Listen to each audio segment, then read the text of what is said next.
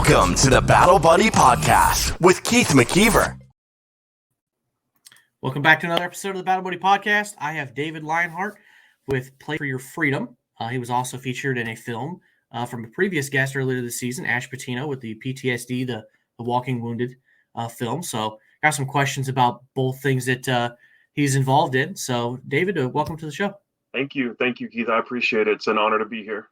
Well, I'm glad to have you here because that the film, the PTSD, the Walking Wounded, was, like I was just telling you a couple minutes ago, when I saw somewhere on Facebook and I was like, oh, what's this film? And went to Amazon and I watched it. I think I had paid for it and watched it within like 10 or 15 minutes of seeing it advertised because I knew it was one of those things I wanted to see. And I was blown away. I immediately went upstairs after I watched it and I put it on for my wife. And I was like, hey, turn the TV on. Go to Amazon. You got to watch this. This is Cool. this is amazing because it's powerful for so many different ways. But Yeah. you were featured in it because you've got a nonprofit called Play for Your Freedom. Before we get into that, just tell us a little bit about yourself. Sure. So my name is David Lionheart. I live in the Hudson Valley, New York, and I'm the founder of Play for Your Freedom, which is a veteran wellness project that we started. And we offer fitness and peer-to-peer support for veterans and their families who are looking to make a healthy transition from military life to civilian life. Being around their peers and seeing what that's like, starting over, with a new job and a new approach to what life is going to look like, as well as still trying to maintain the respect and honor that they've earned in the military. So we try and facilitate on both ends.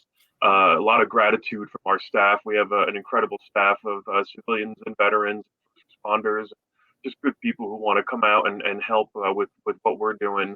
And pre-pandemic, I'll describe who we were because in-person programming changed a lot.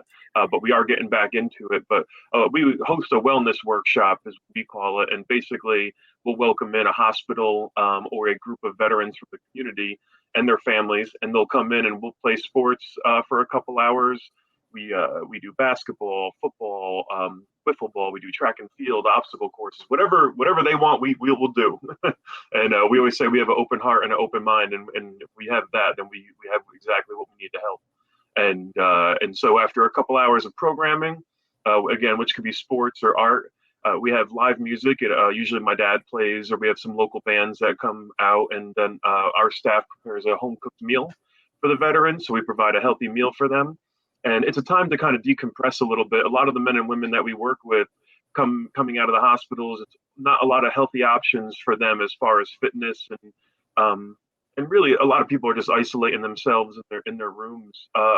In that space, I've learned. And the military community is very complex. Again, I'm just a carpenter. I'm a civilian, so I didn't serve, even though I have family members who have. So I'm really interested in continuing to learn. Every day we learn something new about somebody who's gone through something that we haven't, and we try and pair them up with somebody who has. And so during those workshops, we have people coming out a little out of shape, some of them, and we say no matter what your age or ability, you have a place and a purpose in our programming. And so when everybody gets there, whether you want to just sit and watch and heckle your friends, or you want to come play all 2 hours of the football game, we allow that space for that person to choose that. And we have a couple of retired professional athletes that come out and work with us as well. One of our volunteers, Jeff, had a relationship with NFL alumni, and they came at the very beginning when we started doing this and ended up sticking around and enjoying the atmosphere. And they've become very valuable in the program along with our staff. And so, once we are done playing sports, we try and bring everybody in for a huddle and a big high five at the end. And now you've got these endorphins running through your body. You might have been moving more than you normally have. So you're breaking a sweat and tightening up your shoes and starting to get competitive again. And, what we've learned in the military, you're used to fighting with a unit and a team. And we try and put people back on those teams again with our staff and other visiting veterans, and recreate an atmosphere that's recognizable to somebody who's now fighting alone. But now can relate to what it's like to be back with a group of people who care and who are interested in their well-being. And then we go into dinner or lunch, depending on the time of day that we're serving. And again, there's nothing like breaking bread with somebody. It just means so much. And when they're going back to the hospital and getting chow, it's a different feeling when someone's scooping some homemade cooked food they made with love for you, and My dad plays music and my mom sings against other local bands. And we hand out some forms for them to fill out with no names required, but just asking how they're feeling right now and what we can do to better serve them next time. And we have gotten 2 negative comments in the past couple of years. One is that they wanted coffee. We didn't have no coffee. And come on. one time the ZD was a little cold. And so we bought better sternos. We got some better candles. But overall, it's the response that we get is I haven't had this much fun sober. I didn't know I could enjoy myself without substance use, things of that nature. I haven't talked to somebody in a long time. I haven't caught a touchdown pass since I was a kid. And really, so it's an all-inclusive atmosphere. From the time they walk in the door, we're at the bus greeting them, to the time that they're hopping back on the bus, taking leftovers to people who couldn't make it out. And we always say, hey, somebody who didn't come out of their bedroom today, go get them. We want them at the next workshop. Like, there's no reason why anybody should be alone, especially during a time of trauma and healing and recovery. And it's together we stand and stand with one another and can really create that energy that's everlasting. So the coordinators that we work with, they give us the feedback that when the vets go back to the hospital, they're still talking about the games for another week or so. And so we see our accounts every 30 days. They come out once a month per hospital, sometimes twice a month. And so there's an accountability factor. If somebody's in the hospital during recovery, normally it's a 45-day span. So we might get them twice in the time of their stay there. And so we really appreciate that. And they always come back. We have almost a 100% return rate if the veteran is still in the hospital. And some of these vets have been in the hospital for years that we've been working with them. And some of them are just in there for one string and then they're out. And that's cool too, because that's the ultimate goal, is getting someone healthy enough in the hospital to stay connected with positivity, and ultimately getting healthy enough to get back with their families, get back on their feet, and enjoy the free life that they fought for and allowed for us to live and enjoy. Yeah, I think that's what really struck me when I was looking at, after watching the film and researching what you guys were doing, I was like, it's including everybody. It's a variety of different activities, so everybody can partake it or at least spectate, and be there. But one of the things I've noticed over the years is that lack of connection to the military community. That when you transition out, it's gone. Everybody you serve with, they've filled your spot with somebody else, right? Some new guys come from another unit or through basic training, whatever, and they're filling that spot, and that mission has to go on, which is important. But you're not part of that circle anymore. So now you have to find a new circle, and the people who just don't have any kind of connection to the community, and I know when I got out, I didn't have that for a couple of years, and I always felt in the back of my mind like I wanted some sort of connection to the military and veteran community. For me, it was Honor Flight. I got hooked up with my Greater Peoria Honor Flight, and I've been volunteering ever since. And they're like they're actually like, back on their feet next weekend. Yep, we've got our flight here, our first flight in 2 years, coming up in a couple weeks. So awesome! Congratulations. It's awesome to be back in the saddle again, if you will. We've had a lot of meetings, a lot of fundraisers and stuff lately, and it's I really missed that over the last couple of years. But those first 2 years I was out, I just had nothing, and I was like, I knew in my heart I wanted to be connected in some way, shape, or form. And then, just like this, I watched the Honor Flight documentary that came out. I think it was filmed in 2008, 2009, something like that. It was on Amazon. And I watched it and I was immediately hooked. I was like, look, I wouldn't have been able to serve if it wasn't for the guys, the Vietnam guys, the Desert Storm, Vietnam, Korea, World War II, et cetera, and everybody before them that's no longer here. Yeah. I owe them a lot, and they're also my brothers and sisters. Mm-hmm. I look at it, we're a big military veteran family. So got to take care of these people, and they deserve a trip. And if I can help play a little part in making that happen, I will. And it's been a game changer for me. And so between that and what I've seen on Facebook, the lack of connections, I know how important that is.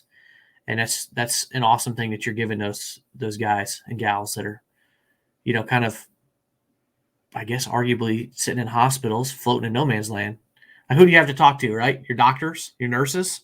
We say that you just need to fight for one more day. The saying lately for me has been +1. If it's wanting to eat healthier or get better in that regard, focus on the next meal. If it's about trying to work out or exercise, focus on the next time you go for a walk or go do something. Or you want to be a better parent, focus on the next play session with your little ones. And the world has become very overwhelming and a little chaotic and things of that nature, and trying to get our feet back on the ground and underneath us. And for people who are living a life of normalcy, they're struggling, let alone people who are self-medicating and depressed and on the verge of madness. And the isolation over, like you said, the past couple of years is, we're going to see it. We got our work cut out for us, brother, because there's some people that really could need some outreach. And I delivered a talk recently and spoke about being a good neighbor. Now is the time when you see a stranger to say hello and really kind of step out of your comfort zone. You know, we always emphasize when you're leaving the grocery store and there's the two Vietnam veterans sitting there selling the poppies, or, you know, some of the older fellas and ladies sitting there. It's easy to throw a quarter into the bucket and run past without even making eye contact and grabbing a poppy. But, you know, instead of saying thank you for your service, you might start thinking about stopping and saying, how are you doing today? And that might be the first time that someone's asked them that in a really long time. And start humanizing our warriors. And during that interaction, you'll still deliver the respect to them just by simply treating them like a person, and getting them to feeling like people and proud people again. And that's the least that we can do. And for a fellow like me and the people that are on our staff, like, we're forever indebted, like you said, to the generations of people. My great grandfather served in World War II, and he's a Purple Heart recipient. And I didn't understand really what that meant until I got a little bit older. And when I started Play for Your Freedom, it was inspired by an Iraq War veteran, young fella, and I was friends with him for a couple of years. And when I found out what he was going through, because he looked normal and fine and, you know, handsome and successful and all that, but he was going through some stuff, and I didn't understand that either. So when we stop and start listening to somebody else, and with their military community or not, it really just strengthens the community at large and helps us as people be better people and figure out what that giving point is. And sometimes it's just a smile, you know, and that goes a long way, you know. And so start small, you know, and from there, you know, we can take it as far as we can go. Yeah, you have a good point about just striking up a conversation, because as a veteran, anytime you're wearing anything that labels you as a veteran, and then people find out, and, you know, here comes the handshake and the thank you for your service. I'm not saying it's a wrong thing to say, but sometimes it's one of those things. As a veteran, it's kind of hard to have anything to say back. You're silent once, you know. It's like somebody had said once to say, you know, thank you for your support, which we are thankful for civilian support.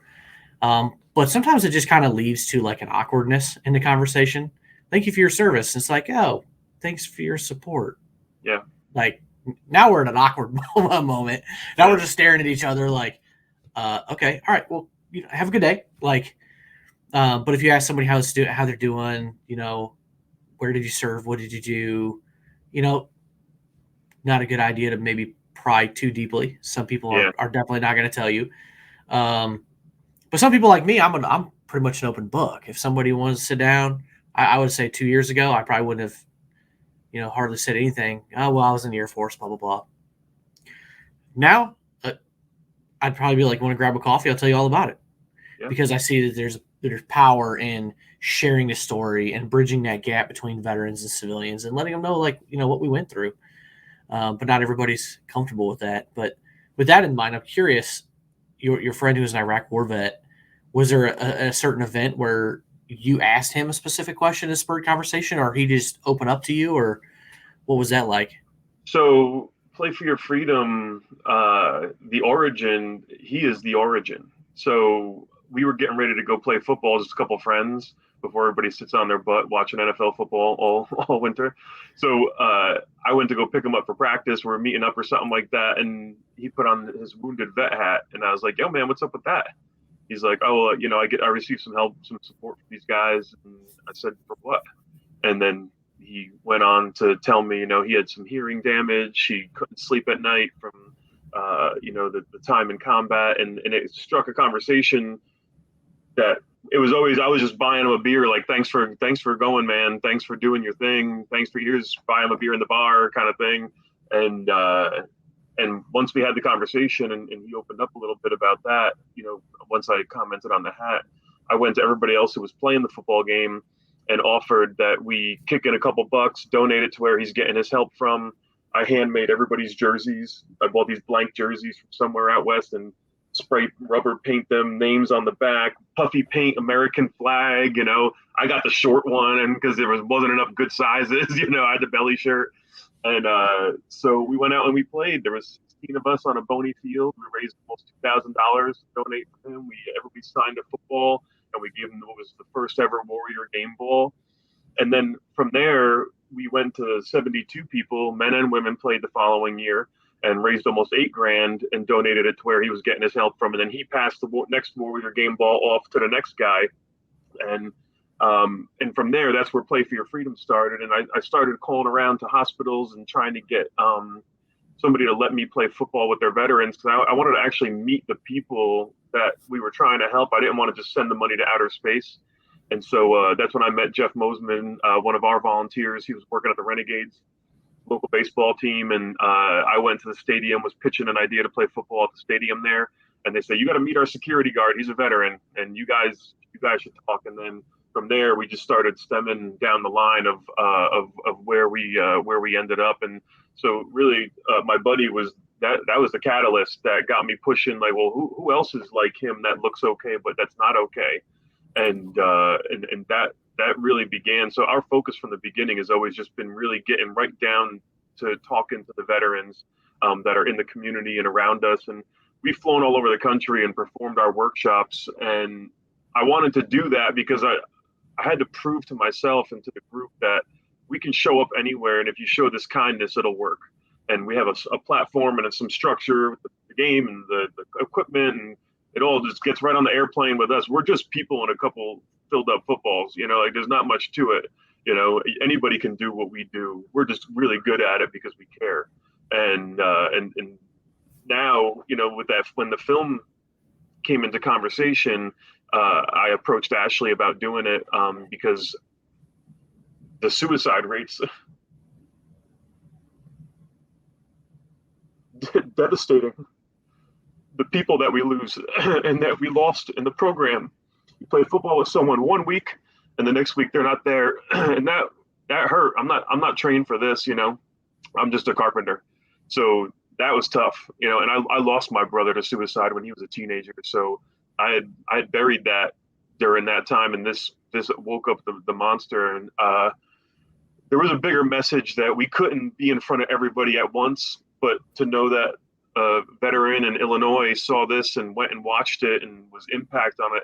That's exactly why we had to make this story happen and tell the stories of real people and have a hard conversation, because not everybody wants to have that hard talk. But once you see it, once you're face to face with it, it's bigger. It's bigger than a physical wound sometimes, and seeing what these people are struggling with. And my vision for the film was to really see a story from a couple different people in the military community. Jillian shared about her brother being a family member and what that was like, during the overprescribing epidemic. And then a couple combat vets sharing their stories on what that was like to be blown up and to face some things that they went through. And then I was sharing my side of it as a civilian. And I don't expect everybody to go start a nonprofit, but like you and I were just saying, when you see somebody in a grocery store wearing the hat, ask them how they're doing today, man or woman, person, whoever it is. If you're an employer and you got somebody showing up late and you know that they were in the service, they might not have slept for 3 days. If they have some anger issues, now you know why.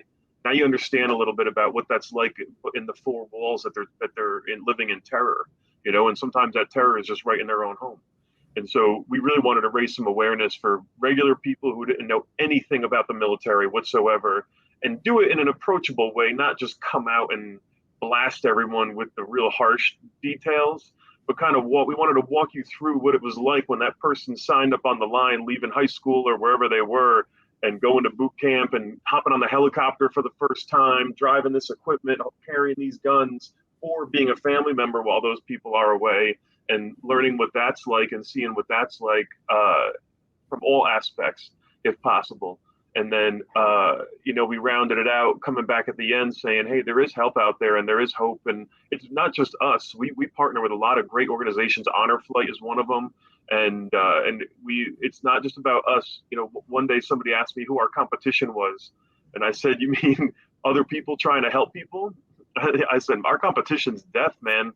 There ain't nothing. There's plenty of money in this world to go around for everyone, and we're volunteer based. Nobody gets paid in our organization. We service about 1,200 veterans a year and their family members, and we do a lot with very little. And so it don't take money to have a smile and a handshake and say how you're doing. So we. Good point. We really just kind of hit the ground running, and our staff is incredible. Of spouses of veterans, moms and dads, and people who just care, who just want to come out and just give on this platform. And I encourage our volunteers to volunteer for all those other organizations, and I volunteer for those other organizations too. And that's why we are strong.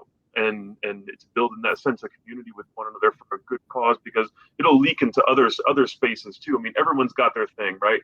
There's, you have a child who was born premature and have something going on with I met a woman the other day. She focuses on veterans that have families that are going through some of those issues, and she helps military members. Right? She's at the hospital with them while it's happening and putting hotel rooms together. And once you learn about something and you have something glowing in your heart to be able to help, we can help everybody.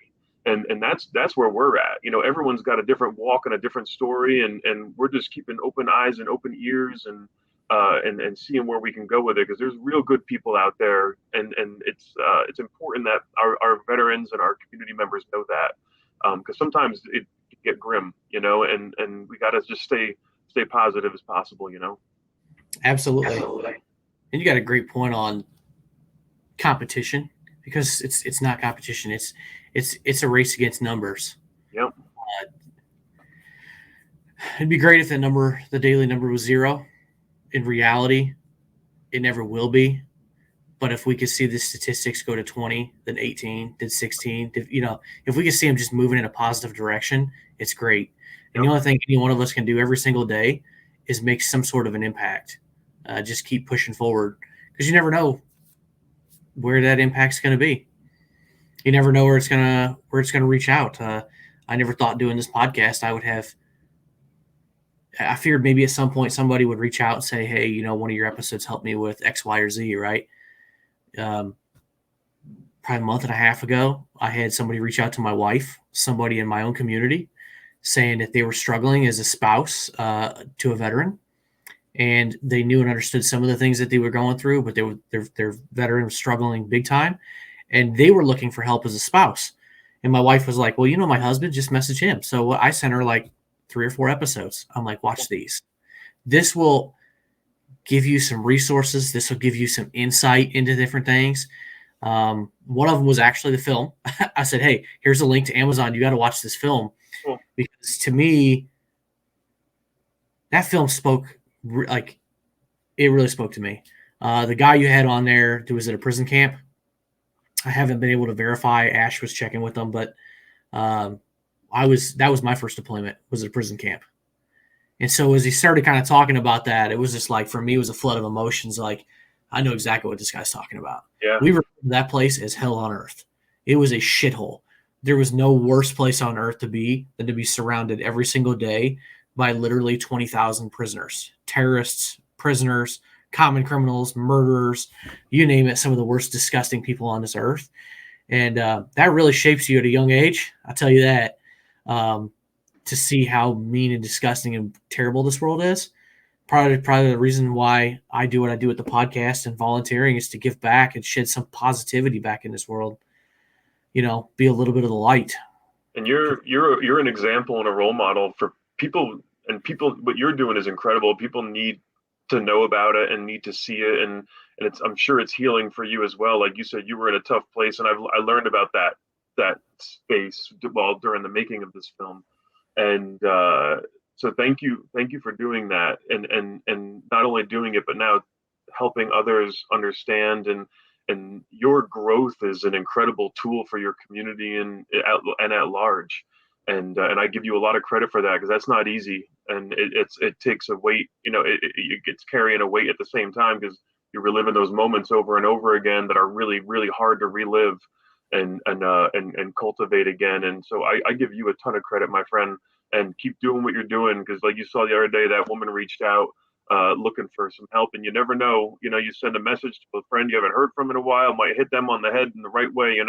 Whatever that is, follow your heart, and you're doing a good job, Keith, man. I give you a lot of credit, man. Well, I'm just doing what I can. Bring people in, have conversations, and hope that the episode reaches somebody and inspires them to improve their life or get involved or whatever the case may be. Give them some options. Realize that they're not alone. That there's people and organizations and that care out there. Absolutely.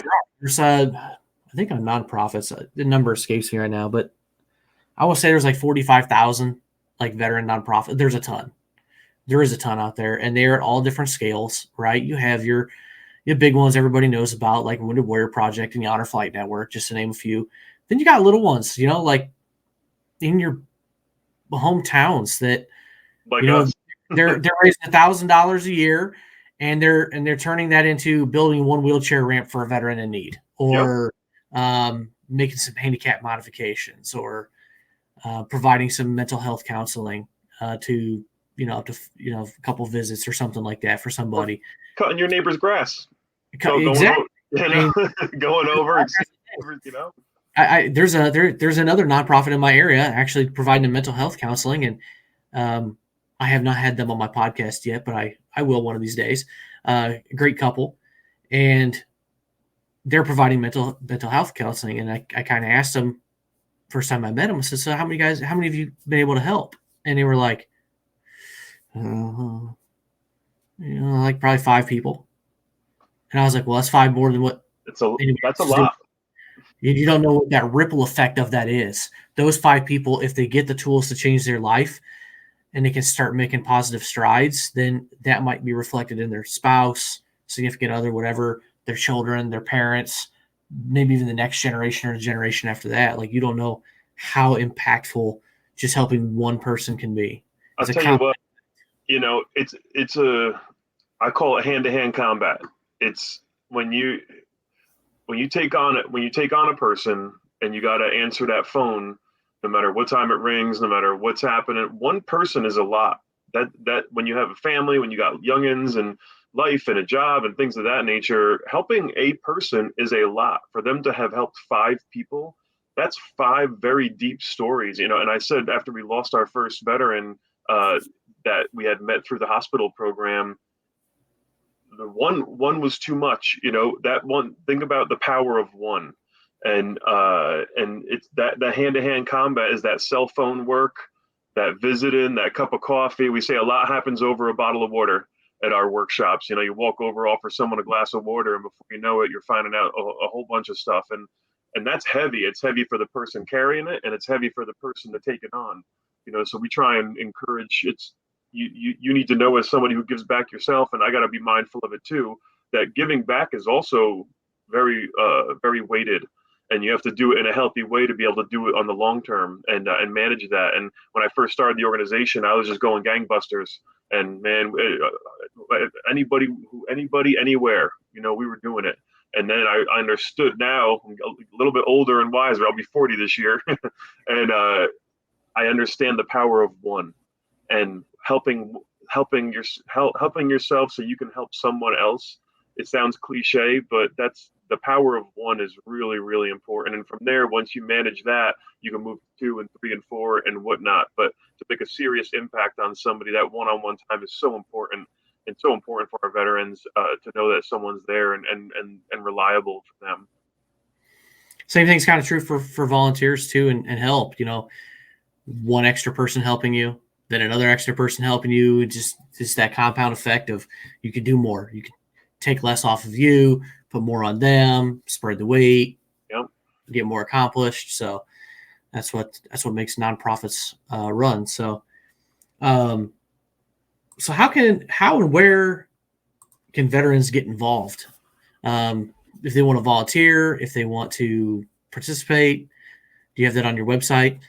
Yeah. And we get feedback forms. Since the film came out, I've been getting a lot of emails from people around the country, just telling me who they are and just saying I'm a veteran, I'm struggling as well. And sometimes we get asked questions about employment or housing and it's hard on a national scale to help redirect in those specific cities. That's Yeah, you need a little bit more information than I need some help with housing. Like, we're like a okay. mom and pop. Locally we can do that. I'm part of a Hudson Valley Veterans Task Force, and it is full of beautiful people that if something needs Paul and my brother Vinny, they take furniture from hotels.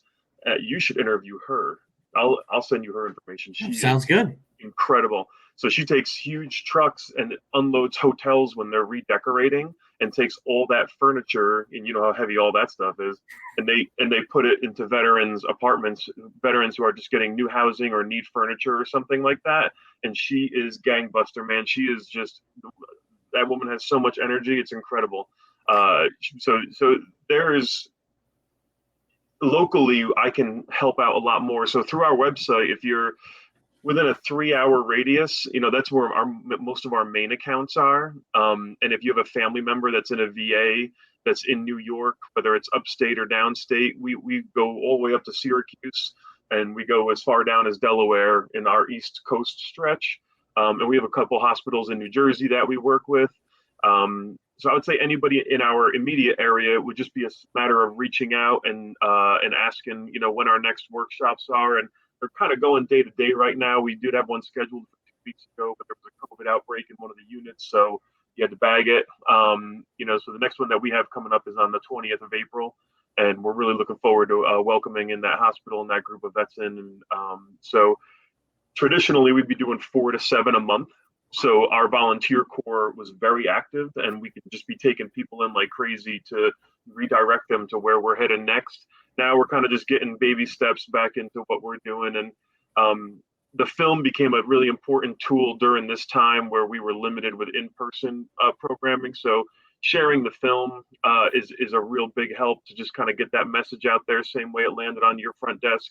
And if it helps somebody and it shows them a little bit, we didn't want to make a documentary on Play for Your Freedom. We wanted to make a documentary on people who look okay but are not, and that could kind of put us into a place where we really understood what some of the big complexities are in the community. So if you have a desire to help or reach out, it doesn't have to be in our immediate area. We can talk about that, and I can also help educate on how you can get involved in your own community. So I consult with other veterans who are starting nonprofits.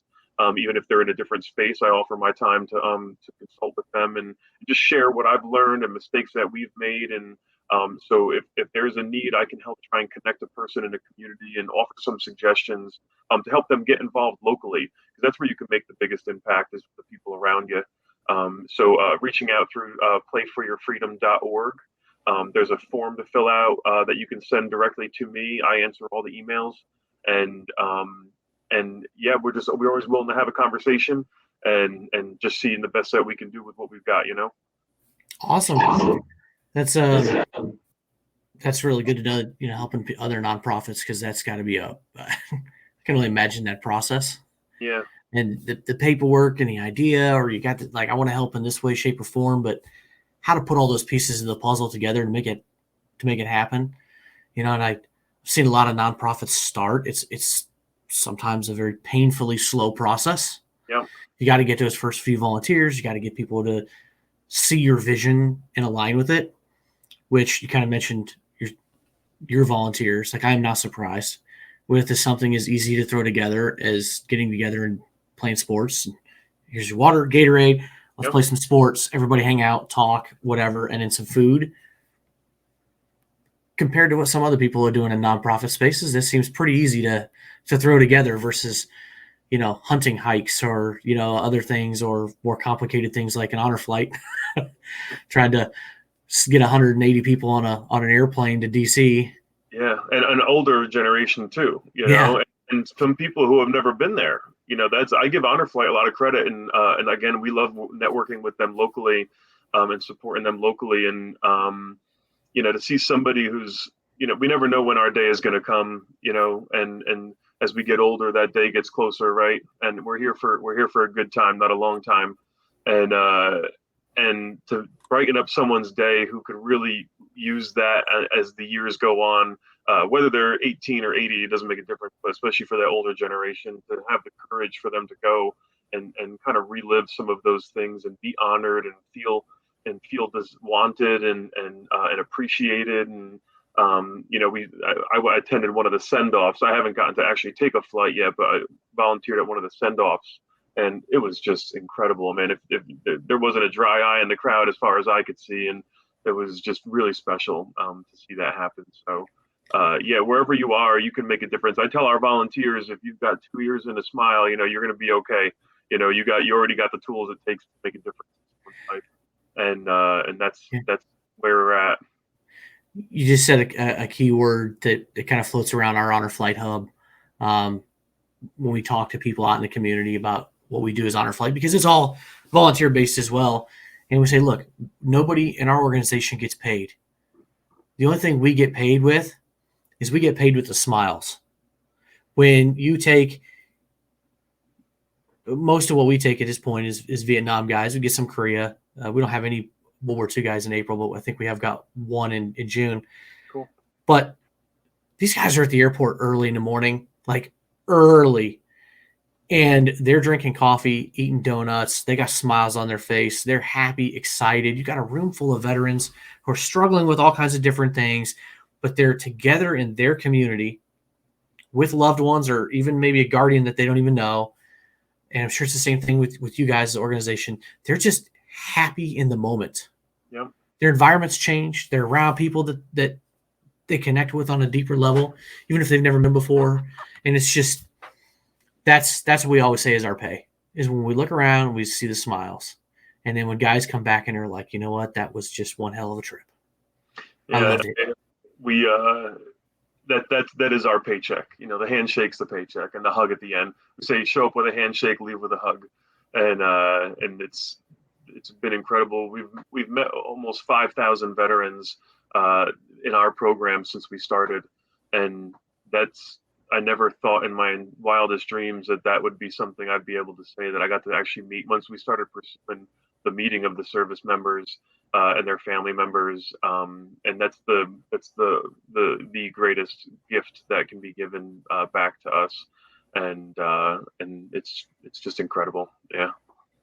Awesome. So do you have any future plans, any changes, anything different coming down the pipeline? Yeah, I think that we are going to name a new director of our programming.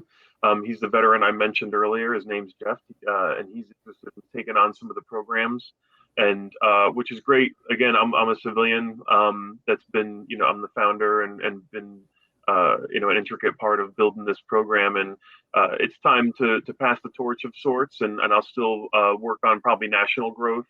And I want to take our program and give the book to somebody in the community who wants to do what we do in their community, and just say, here's how big our office is, here's the equipment we need, here's what feeds this many people, here's the book, and here's how we did it. Make your modifications how you feel fit, but with putting Jeff as a veteran in front of our other veterans, I think it'll help with recruiting and things of that nature, and it's always good to get a fresh set of wings in there, and I can focus on some more of the growth and national development for where Play for Your Freedom is going to go.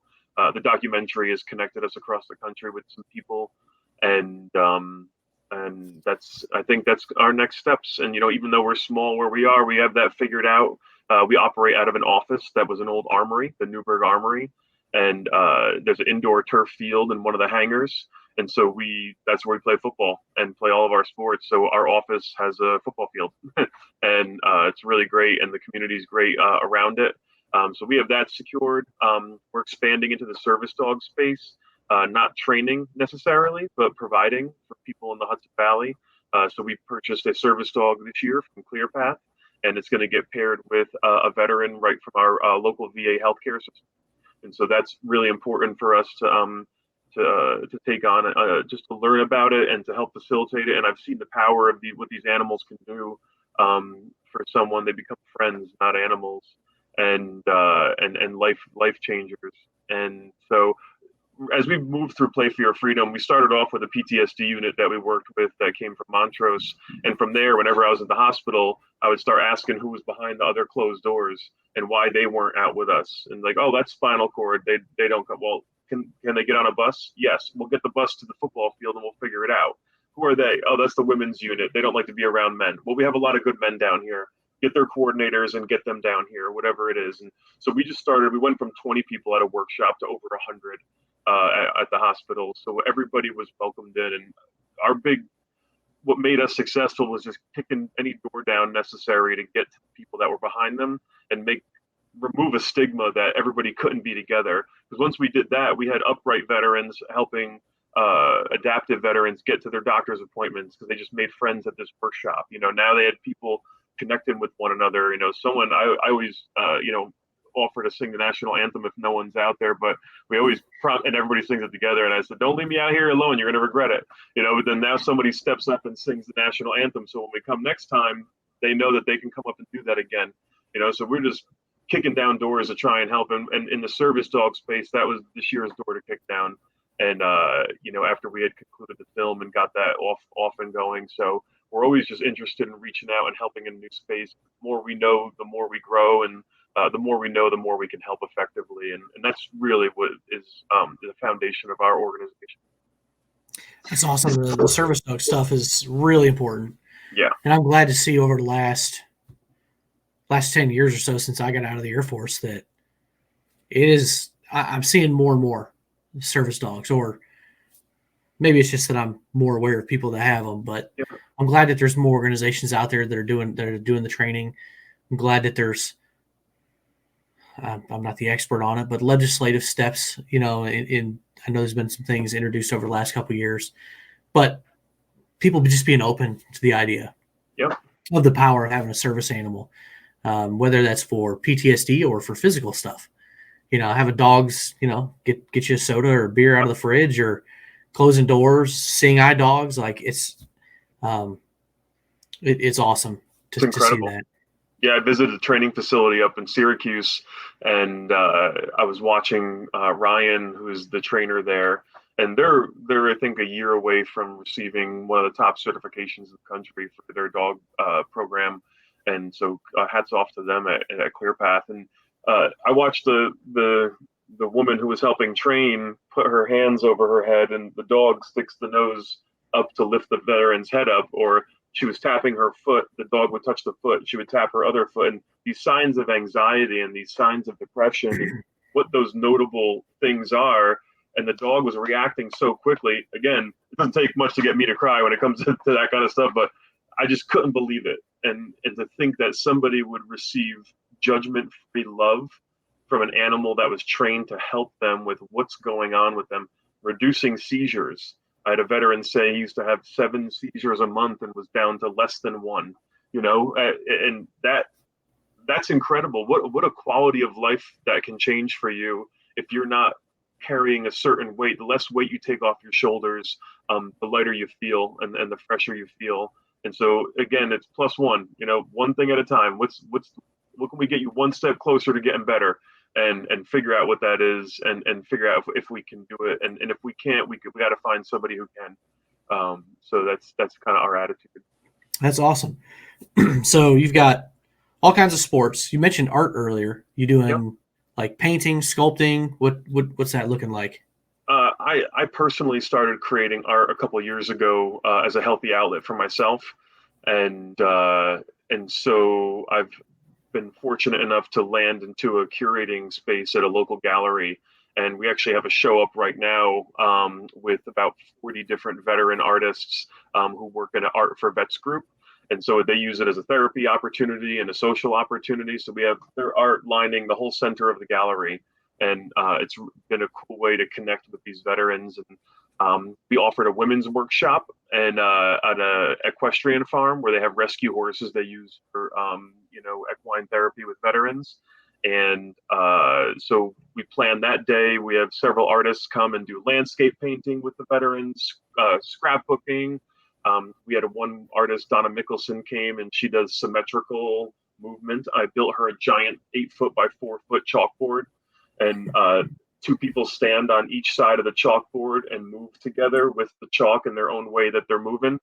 And so wherever we can put that into place in the workshops, it's proven to be very, very valuable, just to give somebody that option, because not everybody's interested in sports.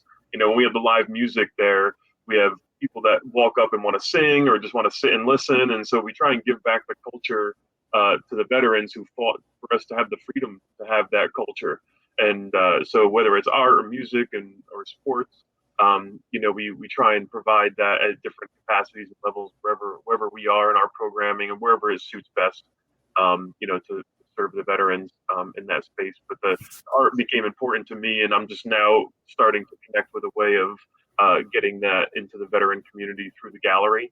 But really incredible guy named Kevin. He runs the Hudson Valley Center for Veteran Reintegration, and I found in his office I saw he was a photographer.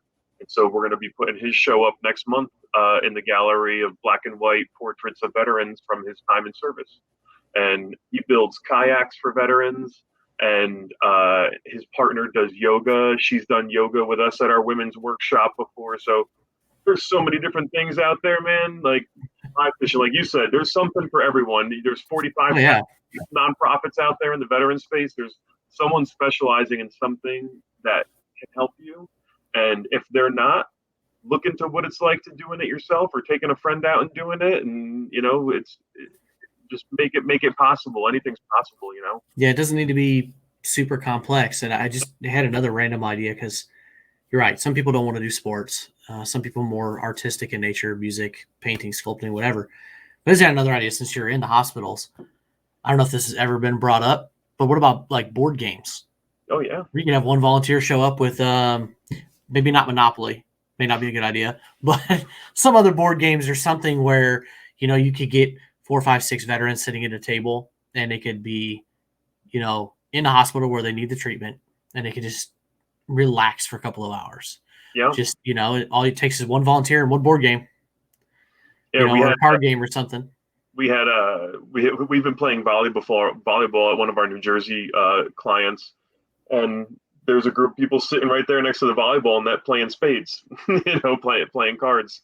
And before Christmas this past year, we hosted our first family night, community night, and we had board games. We had cornhole boards set up. We're pursuing mini golf, building our own little mini golf course in our office area that we can break down and set back up again.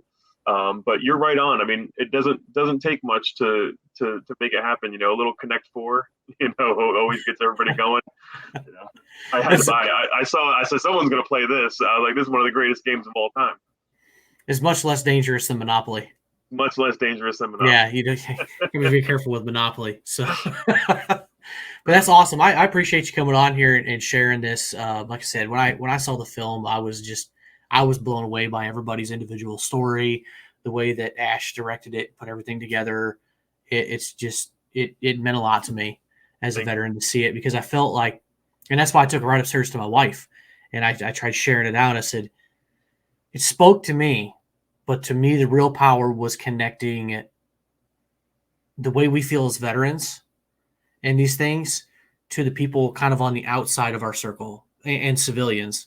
So, like, my wife knows quite a bit about my service and my stories, but like my mother doesn't know as much.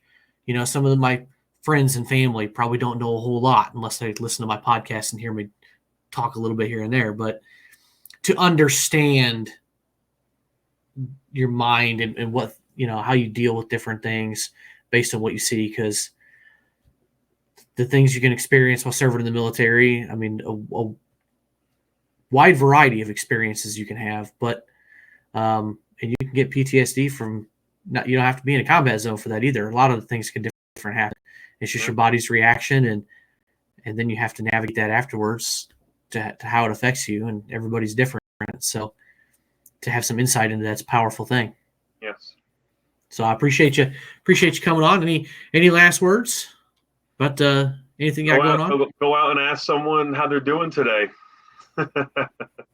That's a good one. That is a good one. So I appreciate Appreciate you being here, David. Hey, thank you so much, Keith. I really appreciate it, man. And any way we can help you, let us know, okay? And keep doing what you're doing, man. Conversation is power, and I give you a lot of credit. And thank you. I will say thank you for your service, and thank you for spending your time with me today. Yeah, well, no problem. Well, thank you for your support, and thank you for everything that you're doing. You got it, brother. Keep up the good work. Thanks, Keith. All right, there we go, everybody. Just make sure you like, subscribe, and follow. You can check out our website, battlebuddypodcast.net, for all kinds of resources. And if you are struggling in any way, shape, or form, remember the National Suicide Hotline is 800-273-8255, or you can text 838-255.